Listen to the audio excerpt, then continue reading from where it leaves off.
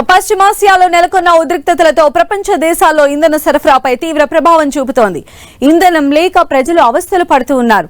దీంతో ప్రపంచ దేశాలు పొదుపు చర్యలు తీసుకుంటున్నాయి, కొత్త నిబంధనలు తీసుకొస్తున్నాయి, కొత్త కండిషన్స్ సైతం పెడుతున్నాయి. పొరుగు దేశమైన బంగ్లాదేశ్ కూడా ఇంధన కొరతను అధిగమించేందుకు కీలక నిర్ణయం తీసుకుంది.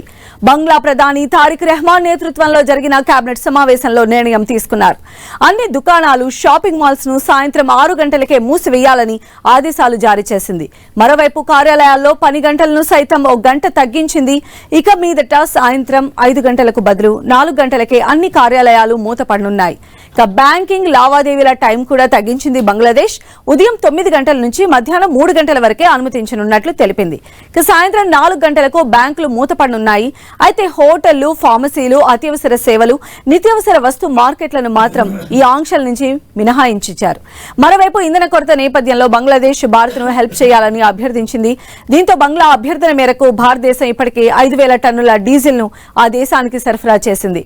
రాబోయే 4 నెలల్లో మరో 50,000 మెట్రిక్ టన్నుల డీజిల్ ను సరఫరా చేయాలని భారత ప్రభుత్వాన్ని అభ్యర్థించింది.